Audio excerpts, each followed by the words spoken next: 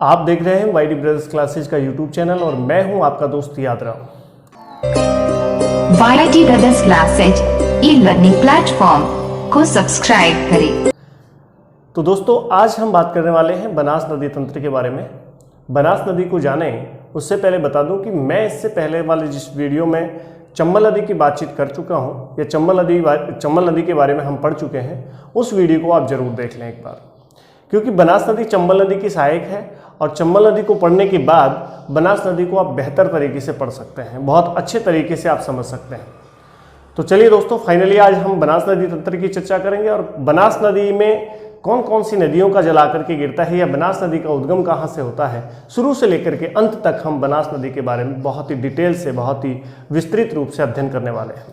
तो चले बता दूं दोस्तों कि अगर हमारे वीडियो आपको अच्छे लगते हैं तो आप सभी भाइयों का प्यार हमारे साथ बना रहे, आप सभी दोस्तों का प्यार बना रहे, क्योंकि आपका एक सब्सक्राइब और आपका एक लाइक कमेंट हमारे लिए मोटिवेशन का काम करता है। जो भी मेरे स्टूडेंट, जो भी मेरे प्रिय विद्यार्थी कहते हैं या कमेंट में लिख रहे हैं कि सर क्या आप राजस्थान का कंप्लीट ज्योग्राफी करवाएंगे, तो उन्हें मैं विश्वास दिलाना चाहता हूं, मैं जैसे भी स्थिति में रहूं, जहां भी रहूं, मैं आपके लिए राजस्थान की ज्योग्राफी से संबंधित संपूर्ण वीडियो इस यूट्यूब चैनल पर जरूर डालूंगा, और वो भी क्रमबद्ध तरीके से। दोस्तों चलिए आगे बढ़ते हैं और आज हम बात करते हैं बनास नदी के बारे में।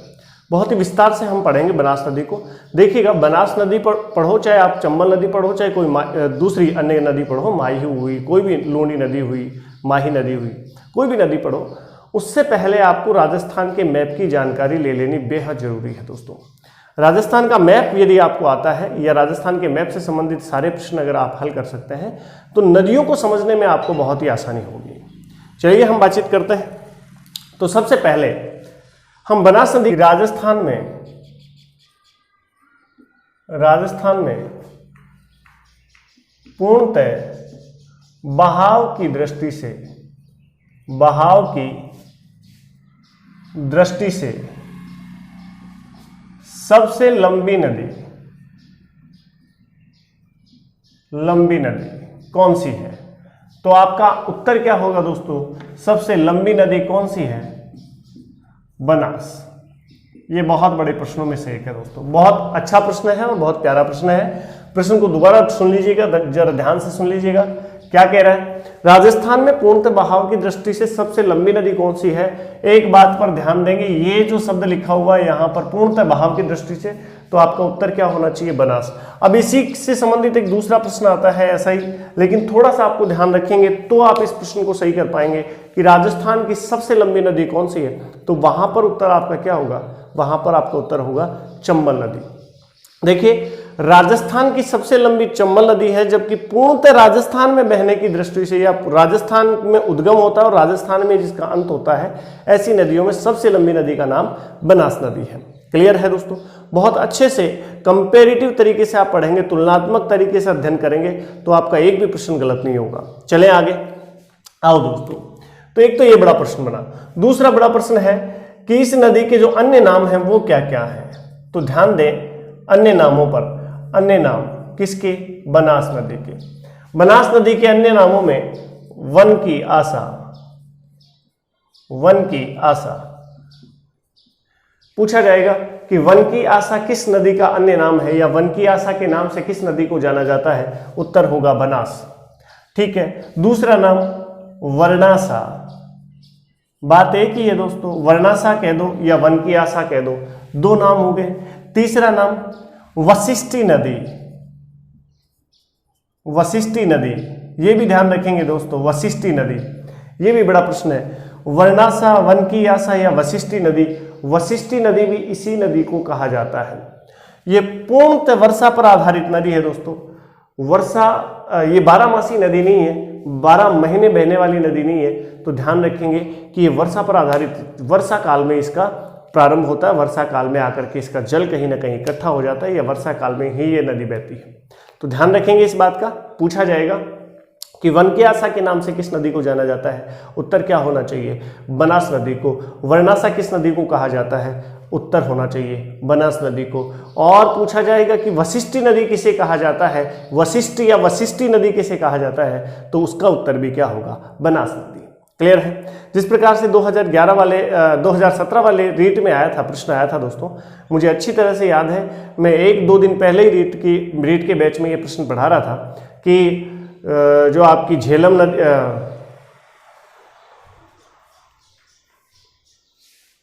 कौन सी नदी है, तो दोस्तों बनास नदी से संबंधित अन्य नामों की हम चर्चा कर लिए। अब चलते हैं हम बनास नदी के अपवा क्षेत्र पर या बहाव क्षेत्र पर कि बनास नदी का उद्गम कहाँ से होता है और अंततः वो कहाँ से होकर के कहाँ जाकर के किस नदी में मिल जाती है। ये सारे प्रश्नों के जवाब आपको मिल जाएंगे यहाँ पर। तो जरा देखिए, मैप के आधार पर हम पढ़े, इस प्रकार से आप सब देखते हैं कि इस प्रकार से तिलक के आकार का एक जिला है, तिलक के सम्मान दिखाई देने वाला जिला, जिसका नाम है दोस्तों राजसमंद। राजसमंद, ये बात तो सभी प्यारे दोस्त जानते होंगे। राजसमंद जिले के पास में एक दूसरा जिला है दोस्तों, यहाँ पर एक दूसरा जिला है और उसका नाम है प्यारे दोस्तों चित्तौड़गढ़। कौन सा जिला दोस्तों? चित्तौड़गढ़। चित्तौड़गढ़ के और राजसमंद के यहाँ पर एक अन्य जिला है प्यारे दोस्तों, उसका नाम उदयपुर जिला। ये बात भी आपको पता होगी। और यहाँ पर आप देख रहे होंगे कि यहाँ पर एक अन्य जिला है दोस्तों, इस जगह पर एक दूसरा जिला है। मैं राजसमंद इसमें लिख देता हूँ प्यारे दोस्तों, ध्यान से समझना इस बात को। ये राजसमंद, और यहाँ पर एक त्रिभुजाकार वाला जिला है जिसका नाम है अजमेर, अजमेर जिला। और आगे बढ़े तो यहाँ पर एक जिला और है प्यारे दोस्तों, चित्तौड़ से ऊपर, और इस जगह पर एक जिला है जिसका नाम है भीलवाड़ा, भीलवाड़ा जिला। ये बात भी आप ध्यान रखेंगे। भीलवाड़ा के बाद में यहाँ पर चले दोस्तों तो थोड़ा सा आगे चलते ही भीलवाड़ा से इस साइड में जाओगे तो आपको यहाँ पर एक जिला मिलेगा जिसका नाम आप टोंक बताएंगे। कौन सा जिला दोस्तों? टोंक जिला, टोंक। और यहाँ पर एक और जिला है प्यारे दोस्तों जिसका नाम आप सभी जानते होंगे प्यारे दोस्त, इस जिले का नाम सवाई माधोपुर, सवाई माधोपुर जिला। तो क्लियर है प्यारे दोस्तों? देखना, ये जिले काफी हैं आपके लिए बनास नदी को समझने के लिए। जरा ध्यान देंगे, मैं राजस्थान के जिलों की बात कर रहा हूं। ये राजसमंद, ये आपका चित्तौड़गढ़, चित्तौड़, और ये आपका उदयपुर, उदयपुर जिला। ठीक है, अब ध्यान देंगे कि कहां से होकर के ये नदी किस प्रकार से प्रवाहित होती है। मैं जिलों के नाम एक बार बता दे रहा हूं, फिर उसके बाद में जिलों के नाम मिटा देता हूं, क्योंकि हमको नदी प्रवाहित करनी है और नदी को बहुत अच्छे से क्लियर ढंग से हमें देखना है। ठीक है, तो चलिए, ये देखिए राजसमंद जिला, ये अजमेर जिला, ये भीलवाड़ा, ये चित्तौड़, ये उदयपुर, ये टोंक और ये सवाई माधोपुर जिला है दोस्तों। अब इसको मैं मिटा दे रहा हूँ, जरा ध्यान देंगे तो इस नदी का प्रवाह क्षेत्र आपको अच्छे से समझ में आएगा। मैं राजसमंद जिले में से भी राजसमंद नाम को हटा रहा हूँ, अजमेर के नाम को हटा रहा हूँ। ध्यान देंगे कि कैसे किस प्रकार से इस नदी का प्रवाह होता है और कहाँ जाकर के ये नदी किस में मिलती है। तो प्यारे दोस्तों, यहाँ पर है राजसमंद जिले में अरावली पर्वत श्रृंखला है, अरावली पर्वत श्रृंखला। और अरावली पर्वत श्रृंखला की छोटी पहाड़ियां हैं खमनोर नाम की जगह पर, खमनोर, खमनोर की पहाड़ियां। यहाँ राजसमंद जिले में कौन सी पहाड़ियां हैं? खमनोर की पहाड़ियां हैं। ये साहब कौन सी पहाड़ियां हैं? खमनोर की। अब खमनोर से एक नदी का उद्गम होता है और ये नदी इस तरह से बहती है। इस नदी का प्रवाह देखना जरा दोस्तों, ये नदी इस तरह से यहाँ पर आई और यहाँ पर आने के बाद इस नदी का पानी सबसे पहले राजसमंद के बाद कौन से जिले में आया दोस्तों? चित्तौड़ में। बात समझ में आ रही है? चित्तौड़ में आने के बाद इस नदी का पानी भीलवाड़ा गया। ध्यान देंगे, यहाँ तक भीलवाड़ा आपका, और चित्तौड़ से इस नदी का पानी कहाँ गया प्यारे दोस्तों? भीलवाड़ा गया। और भीलवाड़ा इसका पानी जाने के बाद यह अजमेर में इंटर करती है। अजमेर के बाद यह टोंक जिले में जाती है। यह आपका टोंक जिला है प्यारे दोस्तों। और टोंक जिले में बहने के बाद यह नदी इस प्रकार से बहती हुई कहाँ चली जाती है? सवाई माधोपुर में। बात क्लियर होगी दोस्तों? जरा ध्यान से देख लो इस नदी का प्रवाह। मैं यहाँ से एक नदी का उद्गम कर रहा हूँ। ये नदी कौन सी है? इस नदी का नाम बनास नदी है। और ये बनास नदी का उद्गम कहाँ से होता है? बनास नदी का उद्गम राजसमंद की खमनोर की पहाड़ियों से होता है। राजसमंद की खमनोर की पहाड़ियों से निकलने के बाद यह नदी राजसमंद होती हुई चित्तौड़गढ़ जाती है, चित्तौड़गढ़ के बाद ये भीलवाड़ा जाती है, भीलवाड़ा के बाद ये अजमेर होती हुई टोंक, और टोंक के बाद ये सवाई माधोपुर में जा करके खंडार नामक तहसील, सवाई माधोपुर जिला और उसकी खंडार तहसील है, खंडार तहसील के पास जाकर के रामेश्वरम नामक घाट पर या रामेश्वरम नाम की जगह पर जाकर के किस में अपना जल गिरा देती है, चंबल में अपना जल गिरा देती है। ये बात सभी प्यारे दोस्त अच्छे से जान गए होंगे, समझ गए होंगे। क्लियर है? तो ध्यान देंगे एक बार, राजसमंद के खमनोर की पहाड़ियों से निकली, चित्तौड़ गई, यानी कितने जिले हो गए दोस्तों? देखो ना, बहाव देख रहे हैं इसका एक बार, बहाव कौन कौन से जिलों में है, बहाव क्षेत्र, बहाव क्षेत्र कौन कौन से जिले हैं इसका? तो सबसे पहला 1 नंबर पे राजसमंद, ये इसको बहुत अच्छे से समझना आप, राजसमंद, राजसमंद के बाद दोस्तों चित्तौड़गढ़, चित्तौड़गढ़ भी ये नदी जाती है, और चित्तौड़गढ़ के बाद इस नदी का जल भीलवाड़ा जाता है दोस्तों, भीलवाड़ा, भीलवाड़ा भी इस नदी का जल जाता है, और उसके बाद में भीलवाड़ा के बाद इस नदी का पानी आपके अजमेर जाता है, अजमेर, और अजमेर के बाद ये टोंक चली जाती है, टोंक के बाद ये सवाई माधोपुर चली जाती है, सवाई माधोपुर, और सवाई माधोपुर के बाद इस नदी का पानी या सवाई माधोपुर में जाकर के इस नदी का पानी किस में मिल जाता है? चंबल में। तो ध्यान देंगे कितने जिले हुए दोस्तों? 1 2 3 4 5 और 6। अब ये 6 जिलों से होकर के बहने वाली एकमात्र नदी तो नहीं है, ऐसा मैंने पिछले वीडियो में बताया था। राजस्थान की ऐसी कितनी नदियां हैं जो 6 जिलों से होकर बहती हैं, या प्रत्येक नदी 6 जिलों से होकर के बहती है? उसके लिए मैंने आपको बताया था कि राजस्थान की 3 नदियां ऐसी हैं जो राजस्थान के 6 जिलों से होकर के बहती हैं, लेकिन उन 3 नदियों में ऐसी ये एकमात्र नदी है जो राजस्थान के ही 6 जिलों में बहती है, ये बाहर कहीं नहीं जाती। बाकी लूनी नदी है, वो भी 6 जिलों से होकर के बहती है, लेकिन अंततः वो गुजरात में प्रवेश करती है, और चंबल नदी है, वो भी राजस्थान के 6 जिलों में बहती है, लेकिन बाद में वो जाकर के उत्तर प्रदेश में प्रवेश करती है। ठीक है, तो इस बात का विशेषतः ध्यान रखेंगे कि राजस्थान से निकल करके राजस्थान में बहने वाली सबसे लंबी नदी अगर कोई है तो वो कौन सी है? बनास नदी। ठीक है, वनकियासा, वर्णासा या विशिष्टि नदी या वशिष्टि नदी के नाम से इसको जाना जाता है। क्लियर है? आगे बढ़े, चलिए आइए और कुछ अच्छी चीजों पर हम चर्चा कर लेते हैं। देखें एक बार दोबारा से देखें, राजस्थान के 6 जिलों से होकर के बहने वाली 3 नदियां हैं, उनमें से एक बनास है, एक चंबल है और एक लूनी है। तो इसके लिए आप एक सूत्र भी याद रख सकते हैं दोस्तों, बहुत छोटी सी ट्रिक है, चंबल के नाम से एक ट्रिक बना सकते हैं आप। तो जैसे तो हो गया आपका चंबल नदी, यानी कि चंबल नदी भी 6 जिलों से बहती है। वैसे हो गया प्यारे दोस्तों बनास नदी, बनास नदी भी 6 जिलों से होकर के बहती है। और लय से हो गया प्यारे दोस्तों लूनी नदी, ये नदी भी 6 जिलों से होकर के बहती है। ये तीनों नदियां ऐसी हैं जो 6 जिलों से होकर के बहती हैं। इनका जल राजस्थान के 6 जिलों को सिंचित करता है या 6 जिलों से होकर के बहता है। क्लियर है? आगे बढ़े तो बनास नदी से संबंधित एक बड़ा प्रश्न और निकल करके आता है। तो ये बात आपको समझ में आ गई क्या? पहले तो ये बताइए आप, बहुत अच्छे से समझ लेना इस बात को कि ये 6 जिले कौन कौन से हैं। तो पहला जिला राजसमंद, दूसरा चित्तौड़, तीसरा भीलवाड़ा, चौथा अजमेर और 5वां आपका टोंक और 6ठा जिला आपका कौन सा है? सवाई माधोपुर। सवाई माधोपुर जिले के पास जाकर के यहाँ पर एक जगह है दोस्तों, ध्यान देना, ये खंडार तहसील है और खंडार तहसील के पास में रामेश्वरम नाम की जगह है प्यारे दोस्तों, रामेश्वरम।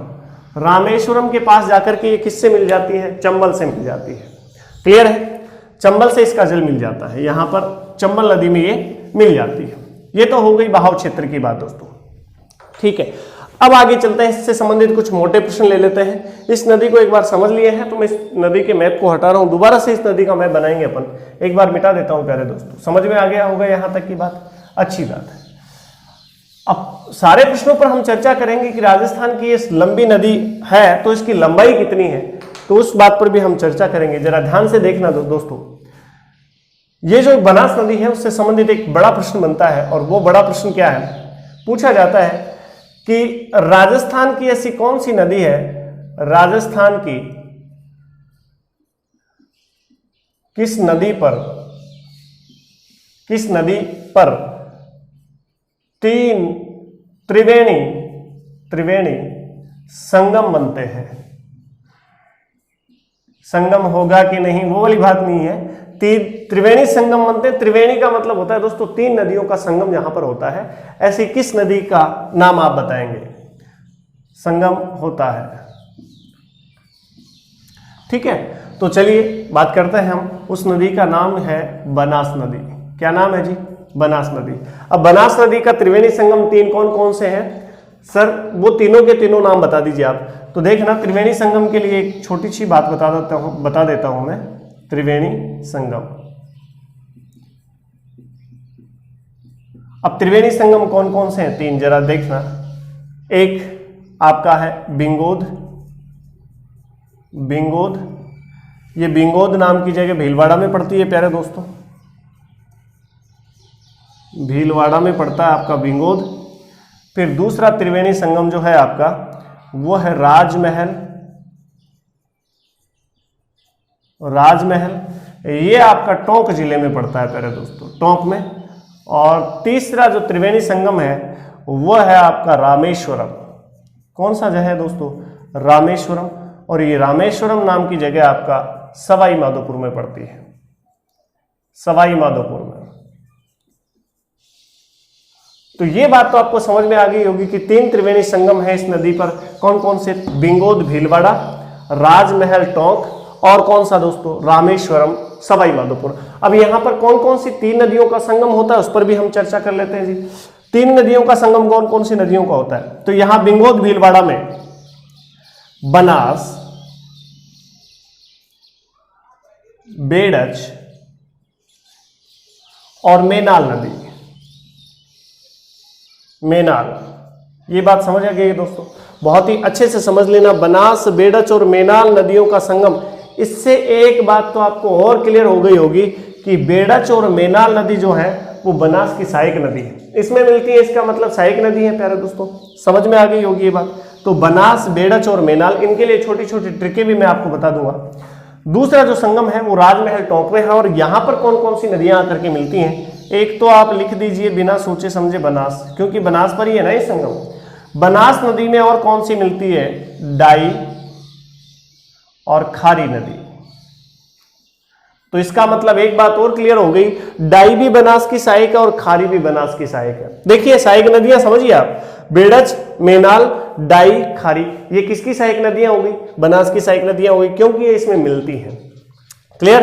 ये इसकी सबसे बड़ी नदी है, इसलिए इनको सहायक नदियां कह रहे हैं। अगर इनमें से कोई बड़ी नदी होती तो बनास उसकी सहायक हो जाती, लेकिन अंततः बनास पानी लेकर के इनका जाती है, इसलिए बनास को बनास की सहायक नदियां कहेंगे।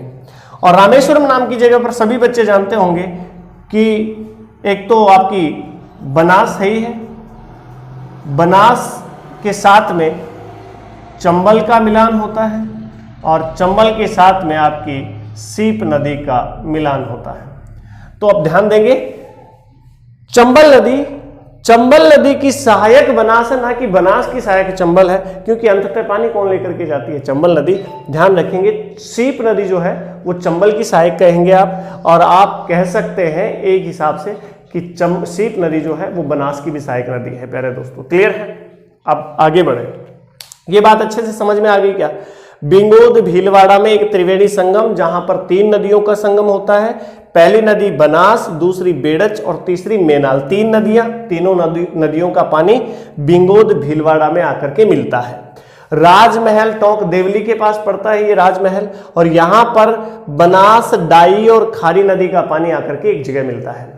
तो ये दूसरा त्रिवेणी संगम। और तीसरा त्रिवेणी संगम राजस्थान के सवाई माधोपुर जिले में है, रामेश्वरम घाट जिसको कहते हैं। बनास, चंबल और सीप नदी का जल यहां पर एकत्रित होता है या एक जगह मिलता है। तो क्लियर सी बात है, तीन त्रिवेणी संगम वाली एकमात्र नदी राजस्थान की बनास नदी।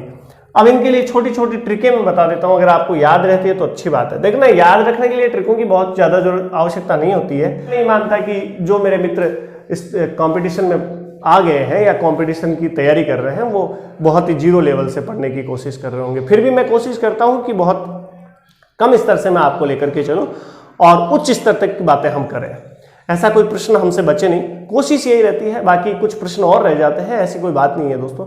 तो उनके लिए भी मैं आपके क्षमा प्रार्थी हूं, और आप कमेंट बॉक्स में जरूर लिखें कि इस प्रकार के प्रश्नों की सर हम चर्चा नहीं कर रहे हैं अभी तक, इस प्रकार के प्रश्नों पर और बातें करें, तो उनके लिए हमें आगे की वीडियो में और चर्चाएं करूंगा आपके साथ में। चलिए, हाल फिलहाल इनकी छोटी छोटी ट्रिकें मैं बता देता हूं आपको। ट्रिकों की आवश्यकता नहीं होते हुए भी आपको ट्रिकें बता दे रहा हूं ताकि आपको थोड़ा बहुत इसमें सहारा मिल सके। तो बिंगोद भीलवाड़ा दोस्तों, यहां पर एक अच्छी ट्रिक मैंने बनाई है आपके लिए, बेबी, या यहां से मैं भी बेबी, मैं भी बेबी। अब देखो, मैं से मेनाल, बी से बिंगोद, बे से बेड़च और बी से बनास नदी, ये सारी की सारी तीनों नदियां आ गई और जगह का नाम भी आ गया दोस्तों। और यहां पर देखो रानी बड़ी खारी है, रानी बड़ी खारी है, ये लो जी, ये इसके लिए मैंने ट्रिक बना दी। रानी से रानी मत लगाना, राजमहल लगाना। रानी कहाँ रहती है भाई? राजमहल में रहती है ना, तो राजमहल लगाना, रानी का निवास स्थल राजमहल। राजमहल टोंक में, बै से बड़ी से, आप बै से क्या लगाओगे? बै से लगाओगे दोस्तों बनास नदी, डी से लगाओगे डाई नदी और खारी से लगाओगे खारी नदी। तो राजमहल टोंक में बनास, डाई और खारी नदियों का संगम होता है। क्लियर? आगे बढ़े। और इसके लिए भी बहुत अच्छा सा है भाई, राम ही बचासी, ये कोरोना से तो कौन बचासी? राम ही बचासी, ये एकदम मारवाड़ी में है, ठेठ मारवाड़ी में, जरा ध्यान से देखेंगे।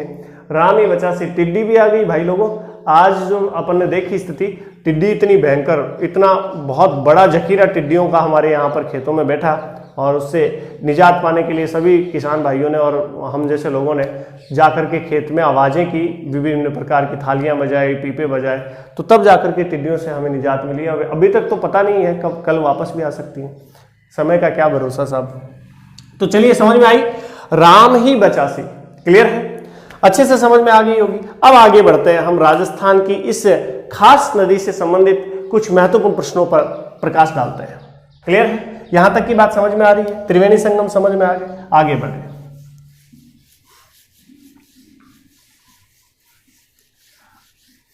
अब सवाल आता है कि इस नदी की लंबाई बता दो सर। इस नदी की लंबाई प्यारे दोस्तों, लंबाई की अगर बात आए तो कहना 512 किलोमीटर लंबी है ये। और कुछ किताबों के आधार पर, मैं राजस्थान की ज्योग्राफी की किताबों के आधार पर पढ़ा रहा हूं दोस्तों, आपको बता दूं, और कंपटीशन लेवल की किताबें और कुछ ऑथेंटिक किताबें हैं, जिस प्रकार से एनसीईआरटी की किताबें हैं, उनके आधार पर मैं बता रहा हूं आपको। कुछ किताबों में 512 और कुछ किताबों में 480 किलोमीटर लंबी बताया जाता है। तो ये दोनों ही आंकड़े आप ध्यान में रखेंगे प्यारे दोस्तों। 512 मेरे हिसाब से ज्यादा ऑथेंटिक है। 512 किलोमीटर लंबी इस नदी की लंबाई है, 512 किलोमीटर, या आप 480 किलोमीटर भी याद रख सकते हैं, 480 किलोमीटर लंबी। क्लियर है दोस्तों? अच्छे से ध्यान रखना इस बात को। आगे बढ़े, और आगे बढ़ करके हम बात करते हैं। तो लंबाई वाली बात हो गई है, 512 किलोमीटर लंबी या फिर 480 किलोमीटर लंबी। क्लियर है? आगे आओ, ये लंबाई की बात होगी। अब बात आती है कि इस नदी पर बांध कौन कौन से हैं प्यारे दोस्तों। बांध कौन सी नदी पर? बनास नदी के प्रमुख बांध। तो प्रमुख बांधों में प्यारे दोस्तों आपको 2-3 नाम याद रखने हैं। पहला बांध है आपका, सभी जानते होंगे, बीसलपुर बांध, बीसलपुर बांध, बीसलपुर बांध। दूसरा आपका ईसरदा बांध, ईसरदा बांध। और तीसरा बांध है मात्रकुंडिया बांध, मात्रकुंडिया। ये तीनों के तीनों बांध दोस्तों किससे संबंध रखते हैं? बनास नदी से संबंध रखते हैं। इस बात का विशेष आप ध्यान रखेंगे। पहला बीसलपुर बांध, दूसरा ईसरदा बांध, तीसरा मात्रकुंडिया बांध। ये तीनों के तीनों बांध बनास नदी पर स्थित है। ये बीसलपुर बांध जो है दोस्तों, ये राजस्थान के टोंक जिले में पड़ता है। और टोंक जिले का एक जगह है, आप राजमहल कह दें या टोंक जिले में आप कह दें, देवली के पास ये बांध स्थित है, बीसलपुर बांध। दूसरा बांध है वो आपका दोस्तों सवाई माधोपुर में पड़ता है, सवाई माधोपुर में, सवाई माधोपुर जिले में पड़ता है ईसरदा बांध। और इसका तीसरा बांध मात्रकुंडिया रासमी के पास है दोस्तों। ये रासमी चित्तौड़गढ़ में पड़ती है, चित्तौड़। तो इस बात का विशेषतः आप ध्यान रखेंगे प्यारे दोस्तों। बहुत ही अच्छी बातों में से एक है कि 3 बांधों से संबंधित एक खास नदी जिसका नाम बनास नदी है। बीसलपुर बांध, बीसलपुर बांध टोंक में पड़ता है। ईसरदा बांध, ईसरदा बांध सवाई माधोपुर में। और मात्रकुंडिया बांध ये चित्तौड़गढ़ में पड़ता है और इसका संबंध भी बनास नदी से है। क्लियर हो गई होगी यहां तक की बात। आगे बढ़े, आगे बढ़ करके हम बातचीत करते हैं बहुत अच्छी चीजों पर। देखिए ये बातें आपको बहुत अच्छे से समझ लेनी है। धीरे धीरे पूरा वीडियो देखोगे तो आपको बहुत अच्छे से क्लियर हो जाएगी कि बनास नदी से संबंधित और बहुत ज्यादा प्रश्न नहीं बनते हैं। कुछ एक प्रश्न हो सकता है रह जाए, कारणवश इंसान है वो भूल का या गलतियों का पुतला होता है प्यारे दोस्तों, सभी जानते हैं। चलिए आगे बढ़ते हैं और आगे बढ़ करके हम बातचीत करते हैं इसमें मिलने वाली प्रमुख सहायक नदियों की। तो एक बार मैं मैप बना देता हूं उसी नदी का और बाद में आपको समझाता हूं कि इसकी प्रमुख सहायक नदियां कौन कौन सी हैं। देखिए, ये यहां से दोस्तों इस नदी का उद्गम हुआ। ये राजसमंद जिला है, राजसमंद जिले से चित्तौड़ गई, चित्तौड़ में जाकर के ये भीलवाड़ा, अजमेर, टोंक और लास्ट में जाकर के किस में मिल गई प्यारे दोस्तों, ये चंबल में मिल गई। किस में मिल गई दोस्तों, चंबल नदी में। देखना जरा, समझना प्यारे दोस्तों, ये आपकी चंबल है और लास्ट में आपको पता ही है चंबल किस में मिल जाती है, ये यमुना में मिल जाती है, यमुना में। और ये आपकी बनास नदी है प्यारे दोस्तों। तो समझ में आ रही होगी ये चंबल नदी है, ध्यान देंगे इस बात का, ठीक है। और ये आपकी बनास नदी है दोस्तों। अब बनास नदी की ये जो दिशा है, ये दोस्तों इसकी बाईं दिशा है। मैंने पिछले वीडियो में भी बताया था कि जिधर नदी बह रही है या जिस तरफ नदी का प्रवाह है उस तरफ मुंह करके खड़े होंगे तो आपको नदी के जो किनारे हैं उनकी दिशा पता लग जाएगी। ये बाईं, मेरा बायां तो नदी का भी बायां, मेरा दायां तो नदी का भी दायां, ये इसकी दाईं दिशा है यानी दाईं तरफ है। आप इसको पूर्वी भाग कह सकते हैं और इसको पश्चिमी भाग कह सकते हैं, कोई बुराई नहीं है, ठीक है प्यारे दोस्तों। समझ में आई। बनास नदी राजसमंद से निकली, राजसमंद के बाद चित्तौड़ गई और चित्तौड़ के बाद में ये भीलवाड़ा, ये भीलवाड़ा और ये आपका अजमेर, ये आपका टोंक और ये आपका सवाई माधोपुर। सवाई माधोपुर क्लियर है। 6 जिले हो गए। ये राजसमंद है, राजसमंद जिला। 1 2 3 4 5 और 6 जिले, ठीक है दोस्तों। अब आपको समझना यह है कि कौन कौन सी नदियां कहां कहां करके मिलती हैं। तो सबसे पहले मैं चर्चा कर लेता हूं दोस्तों, यहां पर मैंने राजसमंद से नीचे एक जिला बताया था जिसका नाम उदयपुर जिला है प्यारे दोस्तों, उदयपुर जिला। ये झीलों की नगरी वाला जिला उदयपुर जिला। अब यहां से एक नदी का उद्गम होता है और यहां पर है दोस्तों गोगुंदा की पहाड़ियां, गोगुंदा की पहाड़ियां।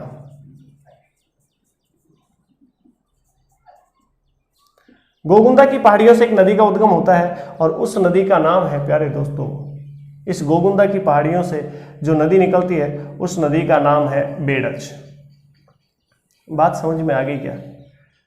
मैं बात कर रहा हूं बेड़च नदी की। ये बेड़च नदी है प्यारे दोस्तों, बेड़च। अब उद्गम का आपको पता लग गया तो मिलन स्थल का भी पता लग गया होगा, क्योंकि त्रिवेणी संगम में आपने देखा होगा कि कौन सी जगह पर जाकर के ये इसमें मिलती है। तो बता दूं आपको कि ये बेड़च उदयपुर से निकलती है और उदयपुर से गोगुंदा की पहाड़ियों से निकलने के बाद ये बिंगोद भीलवाड़ा के पास जाकर के किस में मिल जाती है, भीलवाड़ा। क्लियर है? ध्यान से समझ रहे हो आप? चलिए, अच्छा, इस बेड़च नदी का नाम क्या बेड़च रहता है सर? नहीं, बिल्कुल बेड़च नहीं रहता है प्यारे दोस्तों, ध्यान रखना। इस बेड़च नदी का नाम यहां उदयपुर जिले में स्थित एक झील का नाम है उदय सागर। उदय सागर झील तक इसका नाम बेड़च रहता है, सॉरी माफी चाहता हूं, उदय सागर झील तक इस नदी का नाम आयड़, नॉट आहड़ दोस्तों, आयड़ नदी इसका नाम रहता है, आयड़। और कुछ मेरे प्यारे दोस्त इसको आहड़ भी कहते हैं, लेकिन मैं उन दोस्तों को बता दूं कि ये आहड़ नदी नहीं दोस्तों, आहड़ तो सभ्यता है जो इस नदी के किनारे स्थित है। क्लियर है?